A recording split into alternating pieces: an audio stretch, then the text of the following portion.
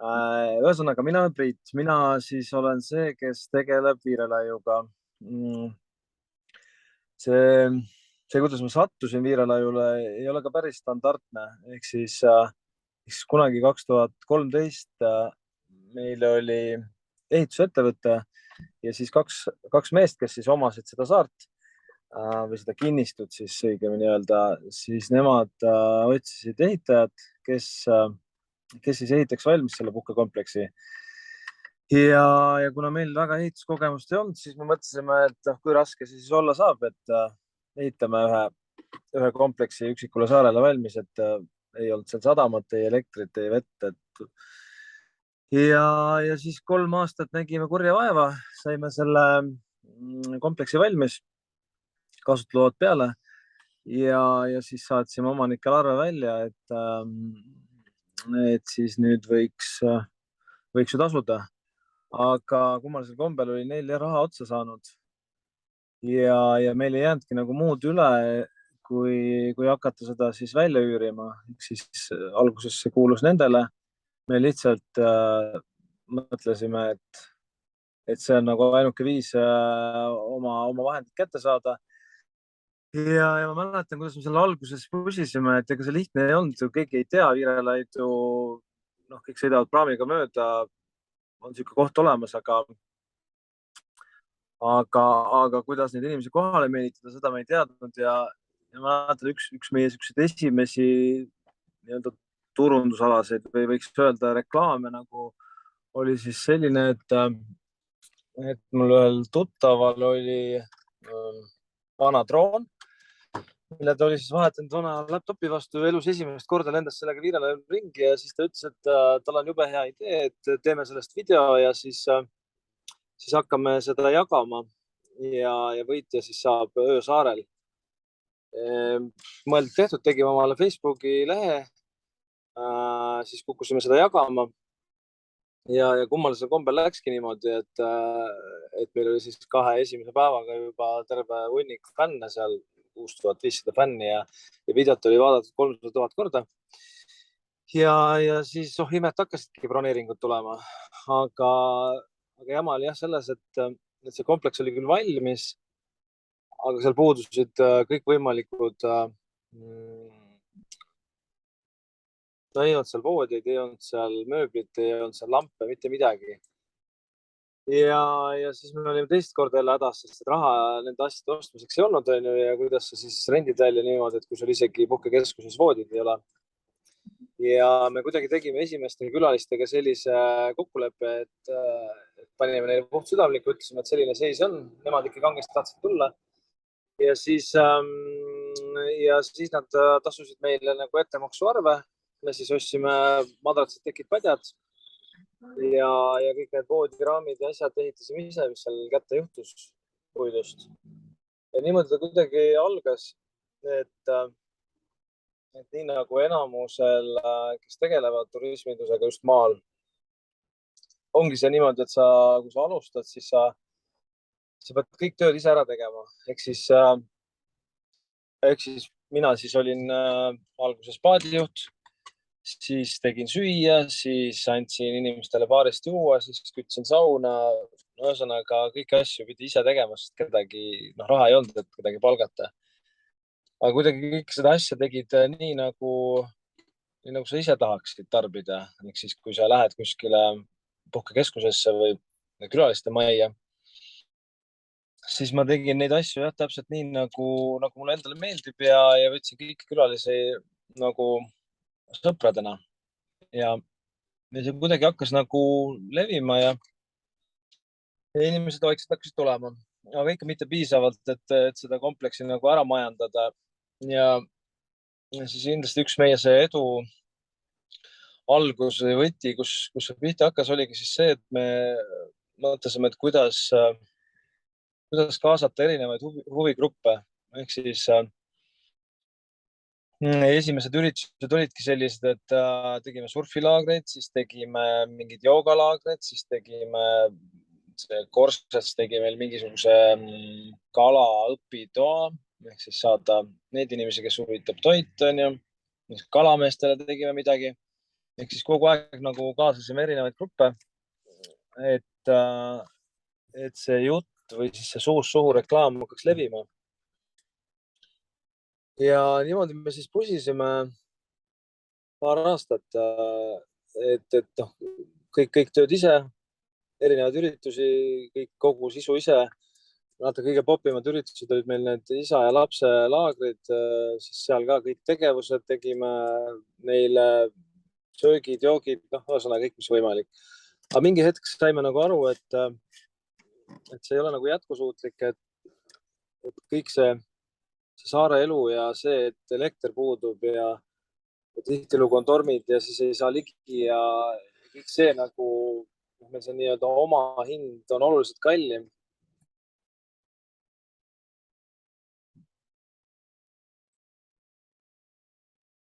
Vist kadus ära kuskile. Tuli tagasi.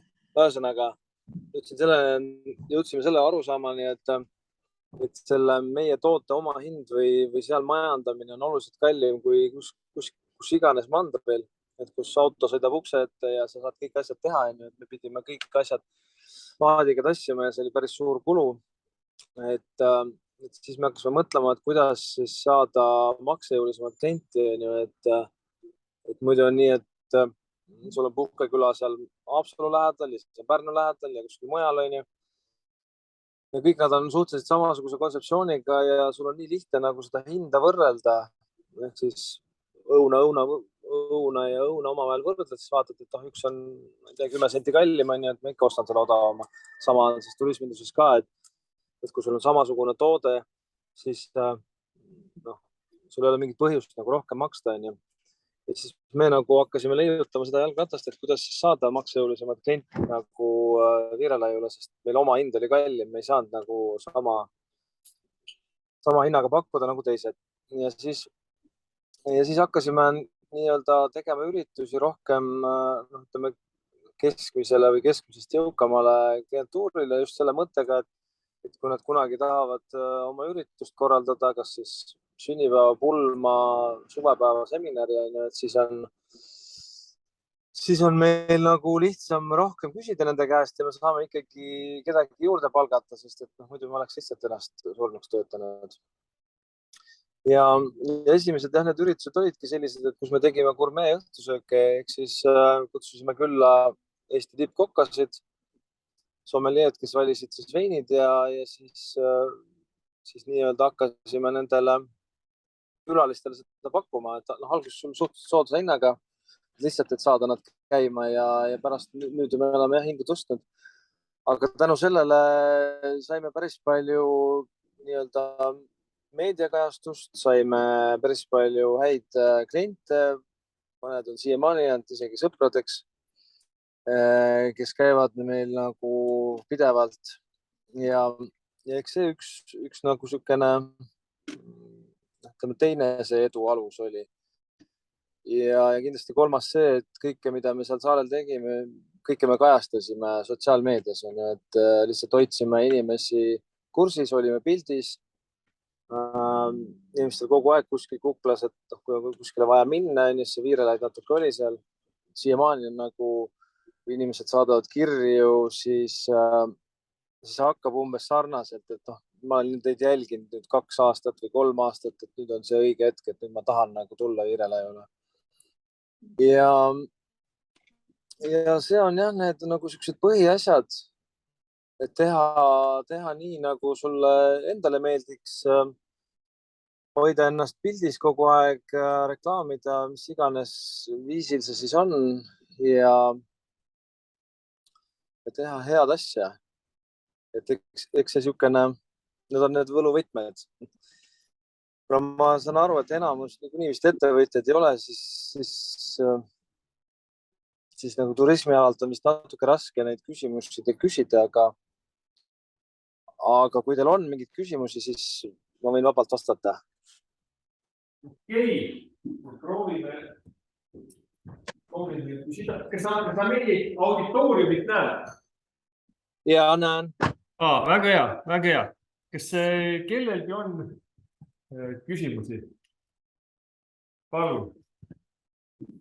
Mina küsin sellist asja, et nõudlikum klient ja maksujõulisem klient, keda te sinna siis lõpuks ootasite, tema tahab ka ju väga niisuguseid, no et mitte öelda luksuslikke tingimusi, ööbimist ja kõik niisugust asja, et siis te ikkagi pidite ju investeerima ja laenu võtma ka või saite siis ka nendelt enda raha kätte ja siis ostsite luksuslikke asju?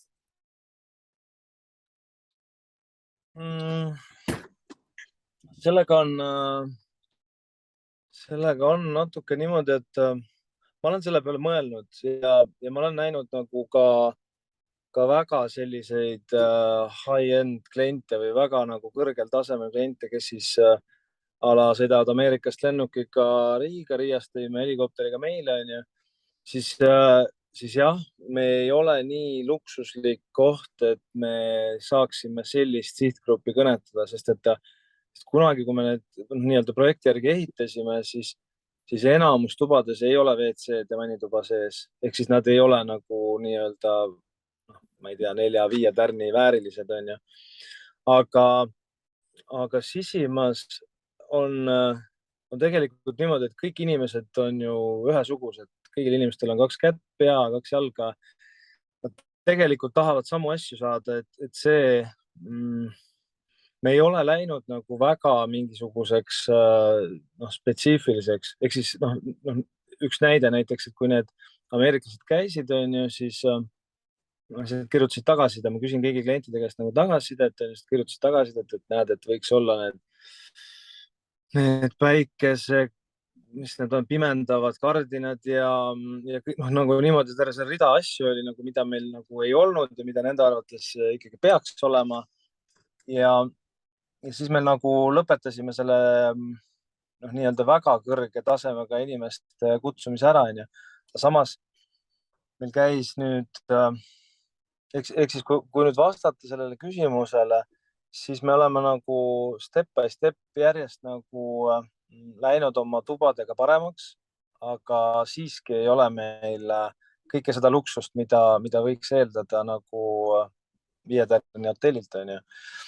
Aga need inimesed lihtsalt tulevad ja naudivad seda loodust ja seda kohalolu ja kõike seda, on ju.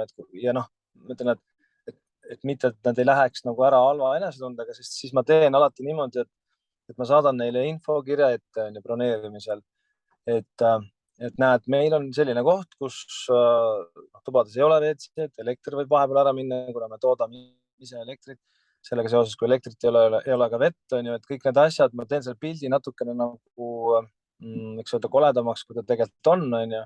Et siis inimene juba tuleb nagu väiksemate ootustega, ka see nii-öelda rikas klient, on ju.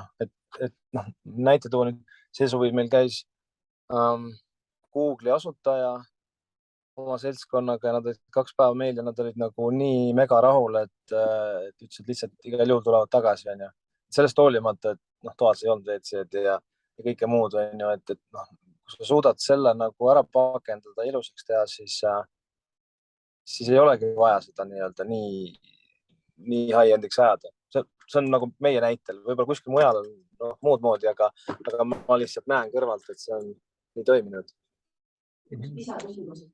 Et kas ma saan õigesti aru, et siis te teete ju sotsiaalmeedias ja kui te igal pool tahate pildis olla, mitte ainult eestikeelset, vaid ka ingliskeelset, teadlikult ingliskeelset kajastust? Jah, no vot, sellega on probleeme. Ehk siis minu puhul on niimoodi, et ma tunnen, et Eestis nagu see kõlapind on päris suur. Meil on nagu jälgijaid, Facebookis oli seal 38 000, Instagramis 20 000. Ehk siis me katame ära päris palju Eesti turgu, aga nagu küsimus, et kuidas siis jõuda nagu ka välismaalasteni, see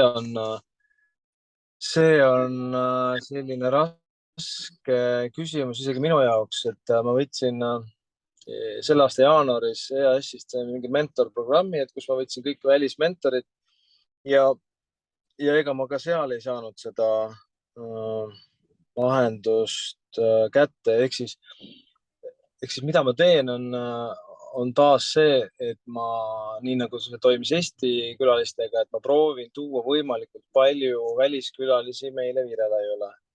Et siis nemad nagu on need nii-öelda, kes räägivad ja kes levitavad sõna, on ju. Jube pika vinnaga viis turundada, aga ma ei ole nagu paremat viisi leidnud. Ma võin panna Facebooki reklaamid, Instagrami reklaamid välismaale jooksma. Tulemus on 0 klienti, aga suur miinus krediitkaardi kontol. Et see on jah selline raske küsimus, kuidas teha. Kas on veel küsimusi? Ja, palun. Mina olen üks, kes on aastaid kõik jälginud ja kohe positiivselt ütlen, et see viimane reklaam, mis teil oli eelmisel nädalal, ma vaatasin Facebookis üleval, mulle hästi meeldis. Ja aga küsimus on, et kui pikk on teie teenimisperiood? Hooaeg siis? No hooaeg. Ja see on niimoodi, see hooaeg on ka nagu olnud natukene varieeruv, ehk siis kui me alguses tegime, siis nagu me pidime suht hullu panema, sest et kliente oli vaja ja raha oli vaja, ehk siis me panime aastaringselt. Me tegime detsembris jõulupidusid, jaanuaris-veebruaris käisime üle jää, tegime jäämatkasid, siis nüüd viimased aastad on olnud niimoodi, et me kuskil septembri poole pealt lõpetame ära.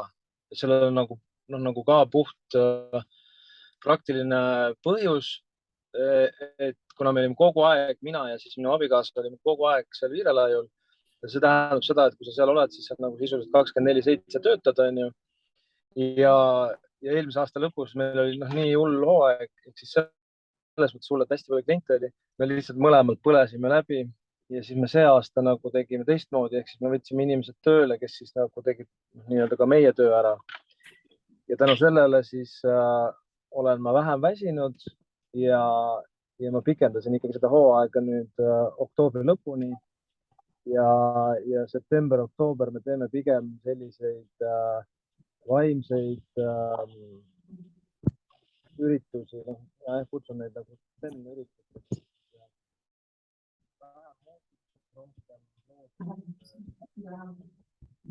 Nii, nüüd kadus meil lähe ära. Nii, kuulate veel? Nüüd tuli tagasi, korraks kadus ära. Okei, jah, siin on leviga mingi jama, et ei levi hästi. On saalist küsimusi? Ma küsin ise vahepeal, ma tulen siia poole, küsin ise sellise küsimuse, et kas te olete ka liideri toetusi taotlenud ja kuidas te taotlusega, juhul kui olete taotlenud, et kuidas rahul olete ja milliseid ettepanekuid te liideri toetuste väljaandjatele teeksite? Tead, nende toetustega on selline lugu, et kui me selle kompleksi saime või nii-öelda meile ta jäeti, siis need endised omanikud olid võtnud PRIA-st toetuse, aga teinud seda natukene vist valesti või mitte vist, vaid kindlasti. Ehk siis nad võtsid igale majale oma toetuse, iga maja oli oma OÜ, on ju. Ja siis muidugi sattusid nad uurimise alla, ehk siis ja lisaks siis PRIA kaebas nad kohtusse. Kuna mina ostsin siis ettevõtte ära, siis ka mina pidin kohtus käima. Ja see jama lõppes alles eelmise aasta detsembris ja meil oli nagu selles mõttes suht siuke keeld või nagu niikuinii ei oleks ühtegi toetust saanud läbi selle PRIA, siis mul ei ole kogemusi liidriga ja mul ei ole kogemusi toetustega. Nüüd me ühe saime sellel aastal, aga liidriga jah, hetkel ei tea, ei oska kommenteerida. Nii, kas saalis on veel tekkinud mõni küsimus? Ma küsin veel ühe küsimuse, et kas nüüd, kui panna need kulud ja tulud kokku Excelis või raamatupidamisprogrammis, et kas nüüd peale seda mitut aastat tööd, et hakkab juba silm nagu särama või on nagu seda tööd on ikka veel et nii palju, et mis sinna lõppu nagu jääb, et plussina või miinusena, et kuidas te nagu ise hindate, et kas seda motivatsiooni veel jätkub? Jah, selles mõttes on nüüd viimased aastad on väga hästi läinud, et isegi need Covidi aastad olid nagu hästi, et nii eelmine aasta oli täitsa nii, et põhimõtteliselt iga kalendripäev suvel oli mingisugune üritus või mingi pulm või pidu, onju. Ehk siis me oleme olnud jah, nagu sisuliselt 100% välja müüdud, mis tähendab siis seda, et kui sul on iga päev nagu kliendid sees, siis ja sul on iga päev täis maja, siis ikkagi jääb midagi leiva peale panemiseks ka. Okei. Nii, veel küsimusi. Mulle hetkel tundub, et meil küsimusi enam ei ole, et suur-suur tänu, Priit, sulle selle esitluse eest ja jõudu toimetamisel. Ja varsti sügis tuleb, et siis saab elu rohkem nautida. Ja, muidugi. Okay. Suured tänud.